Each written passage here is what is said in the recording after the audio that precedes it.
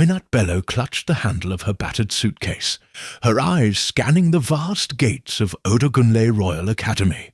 The prestigious boarding school was nestled deep in the hills of Ogun State and was known across Nigeria for its strict rules and elite students. Aminat had never seen such tall buildings or manicured lawns in her life.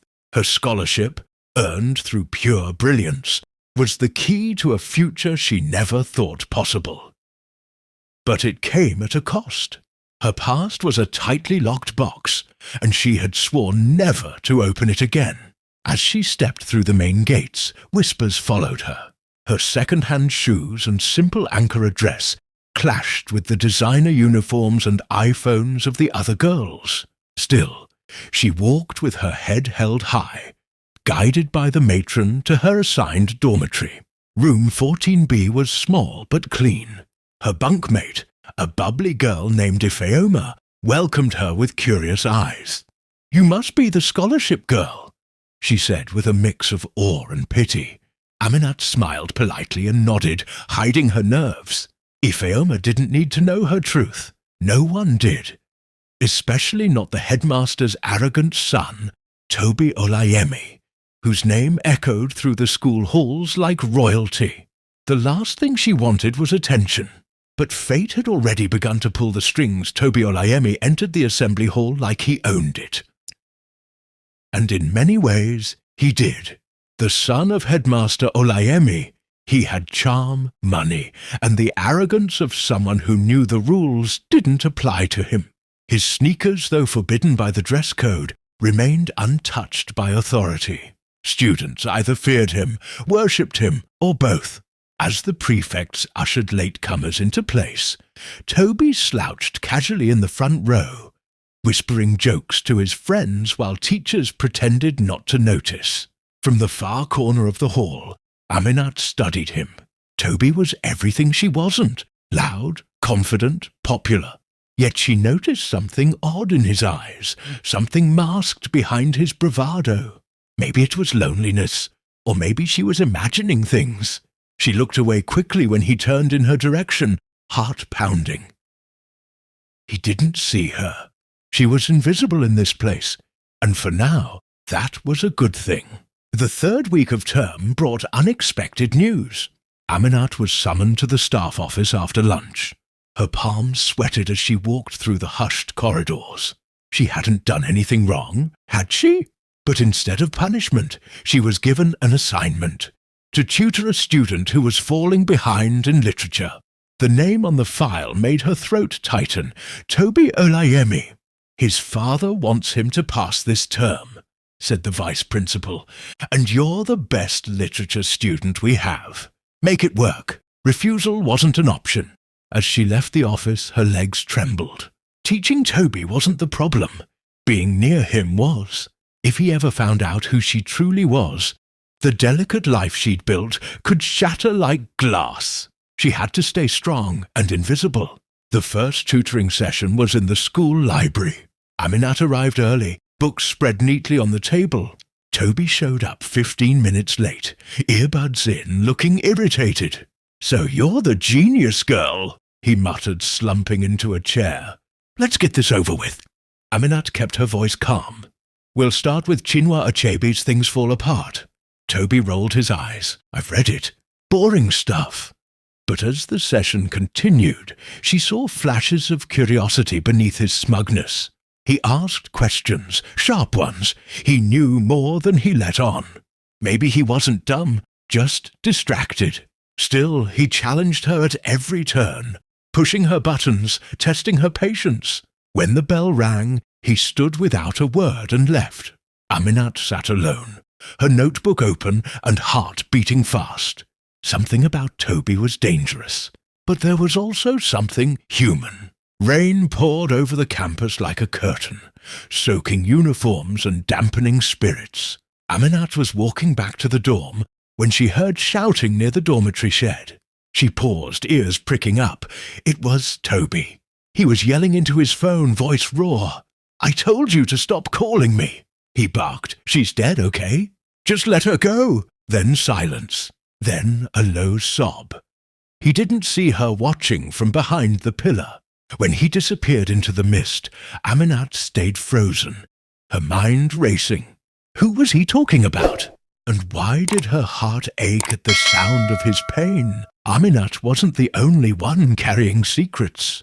Maybe Toby's walls weren't built out of pride, but out of grief. She had no right to care, but she did, and that would be a problem.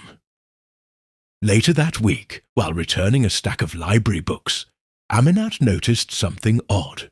One of the literature texts, "Ant Hills of the Savannah," had a folded paper tucked deep between the pages. Curiosity got the better of her. She unfolded the page and found a handwritten letter. Its ink smudged but legible. "I don't care what they said. I know what I saw that night.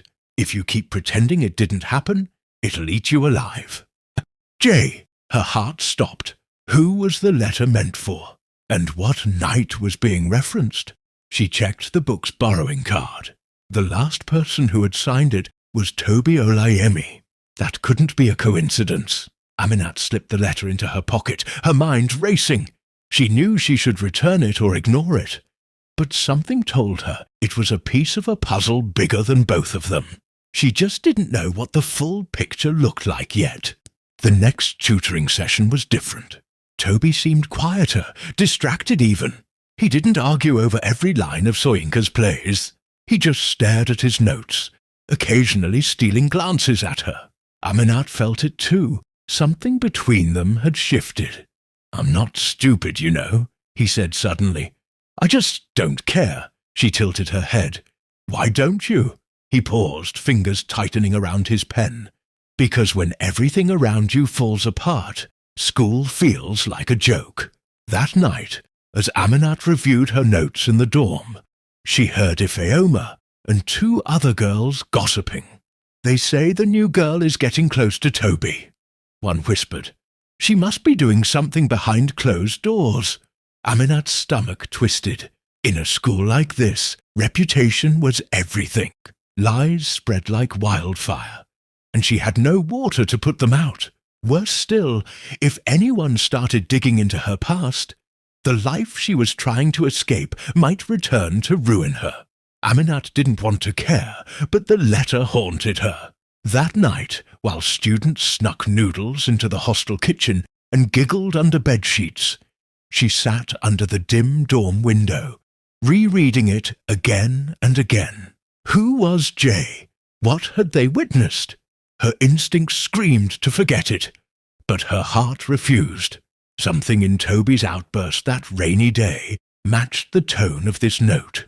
Pain disguised as anger. Secrets disguised as pride. The next day, during their session, Toby barely spoke. He read his book, but his mind was clearly elsewhere. Finally, without thinking, Aminat pulled out the letter and slid it across the table. "You left this in a book," she said softly. Toby's face went pale. For the first time, the mask cracked. "Where did you get this?" he whispered. But instead of exploding, he carefully folded the paper and said nothing more. Aminat expected anger. Instead, she saw fear. It was during Saturday inspection that Aminat saw it. Toby, behind the science block, arguing with a group of older boys from SS3. They were not regular prefects. These were the feared backyard kings, known for running a secret gang. Their leader, Kunle, shoved Toby hard against the wall. "You think you're better than us now, Mr. Literature Boy?" Kunle sneered. Aminat watched from behind the janitor's closet, heart in her throat. One of the boys held something wrapped in cloth. A glimpse of metal flashed briefly. A gun. She blinked, not sure if she imagined it. But Toby pushed back hard. "You're not my father," he hissed. "Stay out of my life." Aminat backed away quietly, her footsteps soundless on the dusty ground. Whatever Toby was mixed up in, it was dangerous. But she knew one thing now. He was hiding something much darker than just bad grades. Monday morning brought chaos. Someone had scribbled graffiti on the dining hall wall. "Scholar Girl" and "Golden Boy." What are they hiding? The message sparked rumors faster than lightning. Students whispered in corridors. Girls in Aminat's dorm began avoiding her. Even if Aoma grew cold, the scholarship girl and the headmaster's son, together. It was scandalous. Toby acted like nothing had changed. But Aminat felt her carefully built wall crumbling. Her past, her identity, even her future here, all threatened by gossip. Then, after class, she found something unexpected in her locker. A single red hibiscus flower, carefully tied with a black ribbon. No note, just the flower, fresh and fragrant. She knew instantly who had left it. Toby. But what did it mean? Apology, warning, or something else entirely? Aminat held the flower close, heart pounding. She had come to Odogunle to disappear. Instead, she was becoming part of something she didn't understand, and couldn't escape.